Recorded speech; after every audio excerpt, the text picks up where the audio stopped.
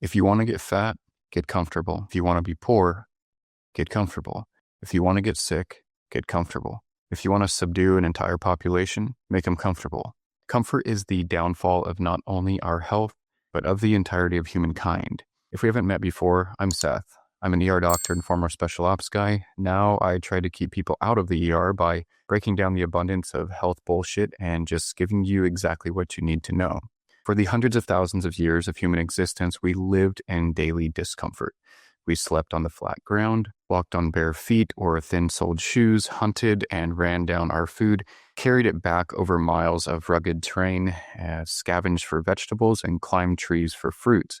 We walked and ran and climbed and jumped and swam and fought for everything that we had, and we were healthier for it. Modern man-made metabolic disease was nearly non-existent. Death came all the same, but rather from trauma and infectious diseases. Then came the age of agriculture, industrialization, technology, and information. And with each phase of development, we slowed down more and more until we finally settled into a state of near sedation. What used to be normal daily movement, we now classify as extreme exercise. We sleep in overly soft mattresses, walk a few steps in overly cushioned shoes, drink our overly sugared coffee as we scarf down our highly processed GMO-laden cereal. Then we get into our overly air-conditioned vehicle, which negates our need to actually use our legs, to get to our fluorescent-filled office space at perfect 72 degrees. Ergonomic chairs to ensure your back and ass are supported at exactly the right angle to ensure you never have to actually use stabilizer muscles for support. Screen at the perfect height to avoid having to look up or down because, God forbid, your neck need to move your head. Lunch will be delivered to you via the app on your phone so that you don't have to break focus and walk the single flight of stairs lest you perspire into your perfectly pressed rayon cotton blend blue button-up. Or perhaps you're the type who can't even manage to get dressed in the morning, secondary to the extreme discomfort it may cause. So you just show up in your pajamas with your blankies still coddling you like a womb. Here we spend 8.5 curated hours perfectly designed to chronically raise your cortisol levels and make sure you feel that you're almost there and that the promotion is right around the corner, all the while still paying you a salary that allows you to live comfortably. In the evening, we reverse the process back home. We sit on the couch and veg out to whatever Netflix decided that we would like to watch this evening. Wait for our evening meal to be delivered straight to our door. But why wait? Let's enjoy a nice beer, or perhaps four, while we check our email and messages for the 19th time today and scroll fitness videos on Instagram, trying to absorb the muscle by osmosis. But oh shit. It's now 12:15 and we are 2 seasons deep into Stranger Things. No worries. One more beer and then bedtime at 1 a.m. Sound familiar? Doctor's visits once per year. Weight creeping up not so slowly. Just crossed over into diabetes territory. Blood pressure out of the normal range. Labs are fucked up. Cholesterol not looking so hot either. Doc says you need to make lifestyle changes, but knows you won't. So she throws you on metformin for your new diabetes, lisinopril for your blood pressure, and a statin for the cholesterol to make sure that you can continue drowning in your own comfortable death spiral. Ah, yes. Modern life is great, isn't it? Well, that's a rather bleak perspective, but true nonetheless. But we have managed to heavily control the two things that managed to kill our great ancestors, trauma and infectious disease, the two things that science and medicine have become very good at dealing with. We have vaccines and antibiotics for infections and rules and regulations out the ass to avoid personal injury, not to mention some amazing trauma centers. Yet, while solving for these two primary killers, we developed a host of new man-made diseases that we are honestly pretty shit at curing. And that is because solving them is the wrong answer. The right answer is preventing them altogether. Our great ancestors didn't suffer from high blood pressure and high cholesterol and diabetes, heart disease, abundance of cancers, etc., etc., etc. Neither do primitive tribes to this day. And why is that? Because they don't live like we do, plain and simple.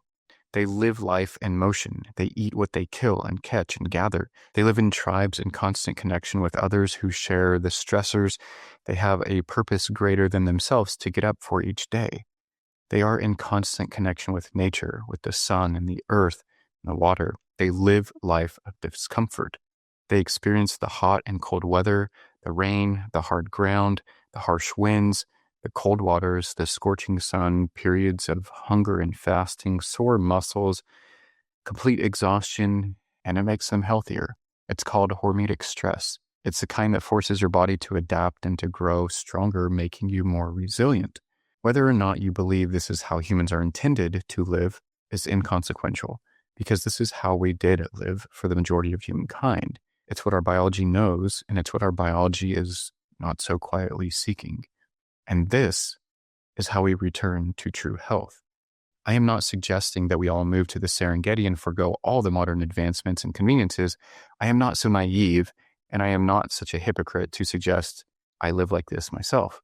What I am suggesting is that we need to take the best of both worlds and combine them to optimize the human condition the best that we can. The solution is simple, but it's not always easy. First, make sleep your priority. Our modern jobs do not allow us to rise and sleep with the sun like we did for millions of years. So we must adapt to the best of our ability. Start to wind down as the sun sets at night, dim the house lights and turn off the TV, drop the temperature in the house and spend some time outside with family or sit and listen to the crickets chirping. Go to bed around the same time each night and wake up at the same time each morning. Get outside early and watch the sunrise if able. Stretch your body, move. If not, go see the sun as soon as possible after getting up, even if that means you have to take a 5-minute break from work.